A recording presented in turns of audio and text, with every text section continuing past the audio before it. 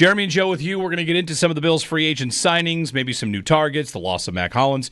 Erik Turner of Cover One, who we've talked to before and love having on the show to dig into some of these players and what it means for the Bills, like mainly why they would target these players. Erik, good morning. It's Jeremy and Joe. Always a pleasure. Thanks for coming on. Good morning, guys. Thanks for having me on. So I know both of these players, Michael Hoecht and Joshua Palmer, were players that you guys had highlighted as targets for the Bills. And I know like the receiver train's my baby, but still, I want to start with Hoecht because defense, Erik, I think is something this Bills fans are really keyed in on. The offense is almost a finished product. The defense needs work, needs help.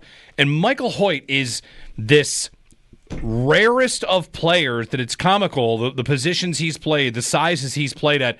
What do you see in what he offers and how the Bills might use him? Well, obviously you said it. He's that versatile chess piece, so he's going to play on the edge. He's going to play off the ball. He'll be that apex like slot defender sometimes, depending on the defensive personnel grouping. I think he's going to obviously initially replace Dwayne Smoot as a rotational edge guy, but also a guy that on passing downs it can bump inside. And when he bumps inside, it's going to be a little different than Smoot because most of his rushes from inside in that traditional defensive tackle alignment is from a two-point stance. And so what the Rams did with him is they would line him up all over the defensive front and use him as a rusher, use him as a dropper. It's much more creative when we're thinking about years ago when the Bills had Lorenzo Alexander, and they were trying to create ways to get him on the field. I think you're going to see a similar usage with him. With Hoecht, you're going to have him on edge on early downs, and then when it goes to passing downs, he's going to rush, he can drop. He's a lot more athletic out in space than, say, Zoe in his prime, but he's going to be a versatile chess piece, and it gets me excited because, we're seeing teams kind of evolve when it comes to playing defense and trying to catch up with offenses. And having a guy like him, you don't know if he's going to be the fourth rusher, the fifth rusher, or just a guy that's dropping out into the hook to curl zone from play to play. So just his presence on the field makes an offense wonder what role he has on that play. Yes, you have to account for him because if you line him up in a two-point stance over a guard on third down, you have to account for him in pass protection. So you're pulling up a guard, you're occupying a guard, and that's going to give you some other one-on-ones on the edge, or even guys like Ed Oliver. You're going to open up some pass rushing opportunities for others because you have to account for him in the pass protection. When the quarterback and the center come up to the line of scrimmage, they see Hoecht in the A or B gap, they have to account for him, and so that could open up things for one-on-ones for others. And then what about in terms of his ability once the play has begun? I've seen a lot of complimentary things about him in run defense. Maybe that's dependent on where he's lined up, but for you, pass rushing and then when it's a run play, what are you looking at once the play has begun for him? See, this is what is exciting as well because you got to think about what the Bills dealt with a lot last year. They saw the sixth most plays with 12 personnel, so one running back, two tight ends. The sixth most plays gave up the fifth most yards. So now when teams go to 12 personnel, you can have him out there, and he could be out at the end, or he could be the third linebacker on the line of scrimmage, like a Sam linebacker. And so now you have the ability to stop the run with five guys on the line of scrimmage, or, again, if they pass out of 12 personnel, he can drop out. So it's going to be interesting to see how creative they are with him, but I think that, with how they were attacked last year, they gave 10th most touchdowns versus 12 personnel.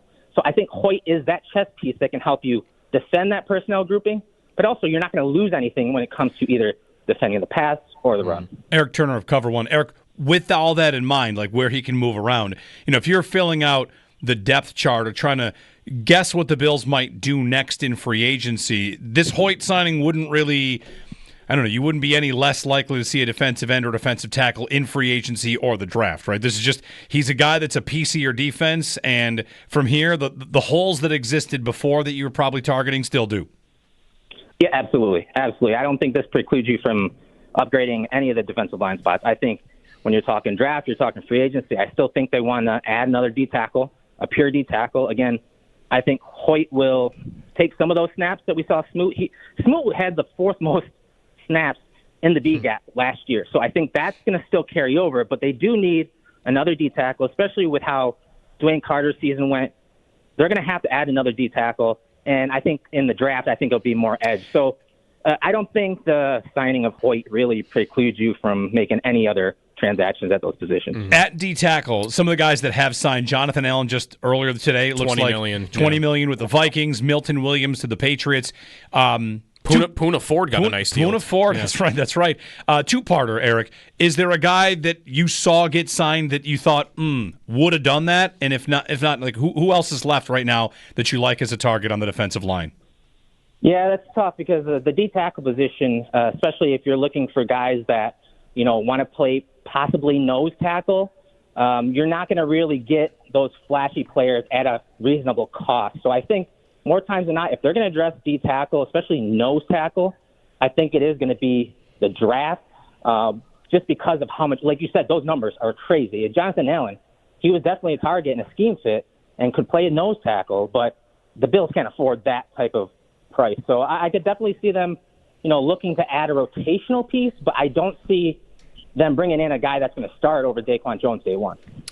What's your appetite at this moment for the big edge rusher move? Really, I think maybe the only one left, though, is like Garrett is gone, and Josh Sweat yesterday. Maybe Hendrickson is the only name that's realistic that's left for this. Yeah, again, I think with the cost it's going to take for free agents, I think it's a draft thing and draft high. I think when we're talking edge, I think they're going to look to draft a guy that can come in situationally, be a pass rusher, but then also learn behind the vets that they have there. Because the thing that you have to, also keep in mind is like A.J. Epinesa, he was an early down player last year, but it hurt his pass rush ability. He had one of his worst years as far as pass rushing productivity at the end in those pass rushing downs last year because he was on early down so much. So I think unless they plan on using someone else as a base end for early downs and then bump A.J. Epinesa back to a pass rushing role, I think they need more of a pass rushing sense. And maybe that guy's on the roster with Solomon. Maybe Javon Solomon becomes that situational pass rusher like the Bills used Vaughn last year. But when it comes to guys on the edge, I think we got to think more long term. And I think that's early in the draft. And I think that's where they're going to want to develop that guy. Erik Turner of Cover One. All right, Eric, to Josh Palmer, who is another player you guys previewed and gave a bit of a profile on. How much do you like Palmer, and how much is it really about the fit of what he brings to this offense? Yeah, I mean, I loved Palmer going in. He was my top receiver target for the Bills, not because of the vertical stretch or take the top off the defense role, because he's really not that per se, and I know that was like one of the big needs for the Bills, and it still is. I just like him because all-around good receiver. He played on the boundary. He played in the slot. He's a big-body receiver. He's a pro's pro. I think someone that Keon Coleman's going to learn a bunch from. And I know, like, a lot of the stats with the discussion of Palmer kind of focus around man coverage. And while that is true, and he is good at separating versus zone versus man, for me it's more of that X-type body, wide receiver that can win outside the numbers, but not just winning outside the numbers, but he can win to the middle of the field as well and make all of the routes look similar. He's a great nuanced route runner. And it's funny because if you look at his stats since he's come into the league, especially if we're talking man coverage, 43.8% of his receptions went for a first down or touchdown, which is 23rd from 2021 to 2024, which is okay. 23rd doesn't really scream like, okay, he's worth $12 million a year. Well, you talk about him being ahead of guys like A.J. Brown, Devontae Smith, and Cooper Kupp. It puts it in perspective. Maybe not the volume those guys got, but when we're talking analytics and film, he's a great combination bet. How does it fit in with Mac Hollins leaving? It's as you're trying to build this receiver room, I think a lot of people had factored Hollins to be here again. He had a nice season as a role player, and Eric, it might not be right to do this, but some are asking basically the question like, all right, well, is Palmer your new Cooper? Is he your new Hollins? As they start to get a bit of a different look to their room. All right, I'll cop out a little bit. It's a little bit of both because, again, he's that X-type receiver, so he can go outside and be isolated on the backside of 3-by-1 sets because he can run the entire route tree. He can beat press. He can beat press jam. He can beat off-coverage zone or man. He varies his releases versus all of those defensive looks, but he also does the dirty work.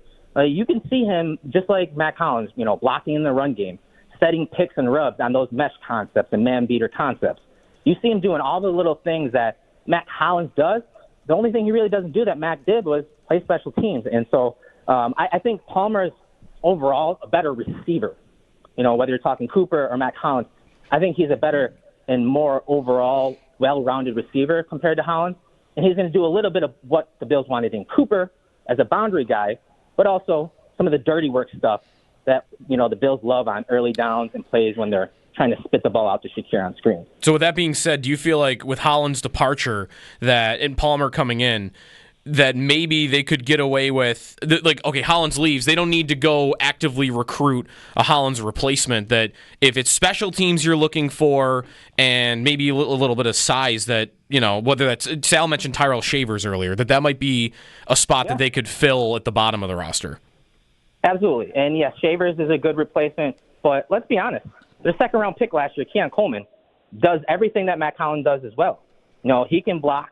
He can do some things above the rim that maybe Hollins and even Cooper really couldn't, consistently. Now that he needs to, of course, improve his consistency. But you're talking the dirty work plays, rubs, blocking, whether it's in the box or out wide, and some of the stuff that I think Coleman can pick up on from a guy like Josh Palmer.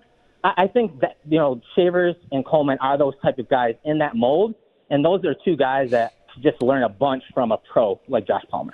Final thing for you, Eric. Of the Bills players that haven't signed somewhere else yet but are out there, who's on your short list of hope they come back? Ty Johnson, Reggie Gilliam. I was going to ask you about corner. Douglas could be this. Rasul Douglas. These guys are going to go see their market. Who is it you're hoping comes back? So the first guy that comes to mind is Ty Johnson. What a year he had last year. Super dependable as a runner. Super dependable as a receiver coming out of the backfield on third downs, and also their best pass blocker from the running back position.